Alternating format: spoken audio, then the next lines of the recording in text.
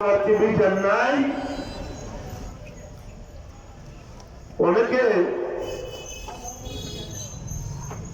এরকম কথা বলতেন আল্লাহ কি বিচার নাই, আল্লাহ যে বিচার আছে। এই যে 5ই আগস্ট প্রমাণ করে দিয়েছেন যে না আল্লাহ আছেন। এই শেখ হাসিনা স্বৈরাচার কিভাবে পালিয়ে গেল, আরে নমরুদ ফিরআউন এরা তো বাঁচার জন্য কিছুটা যুদ্ধ লড়াই করছে। আর এই যুদ্ধ না করে এই আওয়ামী লীগের হাজার হাজার নেতা কর্মীদেরকে সাগরে বাঁধে দিয়ে উনি পালিয়ে গেলেন চোরের মতো। আল্লাহ বিচার করছে, আল্লাহ সবসময় আছে, আল্লাহ বিচার করে। আবার আমরা তো কিছু কিছু গুনাহ করেছি, এবার ঈমান আমল নষ্ট করেছি, 5 ওয়াক্ত নামাজ পড়ি নাই, আল্লাহ আমাদের উপর গজব নজর দেওয়ার জন্য আসে নাকি আনছিল। আমরা যাতে বাধ্য হয়ে আমরা আল্লাহর ঘরে গিয়ে কান্দাকাটি করি এবং আল্লাহকে সেজদা করি।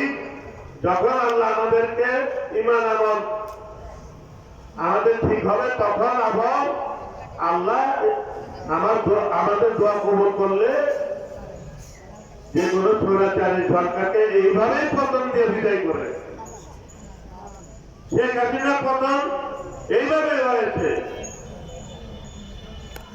এইভাবে সারা দেশে সারা বিশ্বে যত জালেম সরকার বলে, যত জালেম প্রতিনিধি বলে,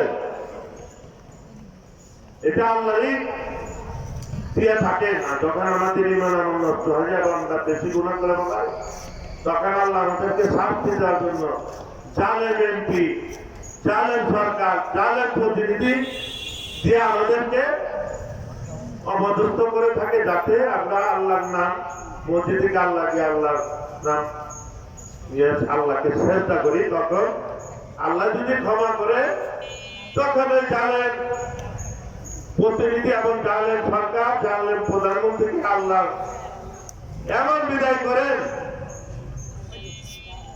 নমরুদ ফিরআউনের যেভাবে বিদায় হয়েছে সেভাবে সব স্বৈরাচারের বিদায় হবে। কিন্তু আমরা আবার যদি গুনাহ কাজ করি, আবার যদি অন্যায় অত্যাচার করি, আবারও যদি ঈমান আমল নষ্ট করি, নামাজ পূজা না করি, তাহলে কিন্তু আবার আল্লাহ এই শেখ হাসিনার আমল না আরেকটা সরকারকে এমন গজব দিব, একেবারে 14 গোষ্ঠীর নাম ভুলাই দেব। যাক, আমি আর বেশি কিছু বলতে চাই না।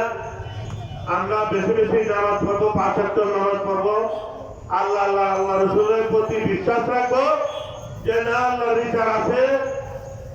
যারা অনেক অবিচার করবে তাদের বিচার আল্লাহ করে থাকে। সেটা 5 তারিখে প্রমাণ হয়ে গেছে। কিভাবে প্রমাণ হলো দেখেন, এই স্বৈরাচারী সরকার একদিন 1 ঘন্টা আগেও বলতে পারে না তার পতন হবে। আল্লাহর ইচ্ছাই এই আপনাদের এই ছোট ছোট সন্তান ছেলে মেয়েরা এই আমাদের এই রাস্তা লাঠি ছুটা দিয়ে কিভাবে যুদ্ধ করেছে এবং শহীদ হয়েছে, পিছিয়ে হলেন নাই। এটা হলো আল্লাহর সৈনিক, যারা যুদ্ধ করে শহীদ হয়েছে। একটা স্বৈরাচারী সরকার, একটা বেদিন সরকারের বিরুদ্ধে, তারা হলো আল্লাহ সৈনিক।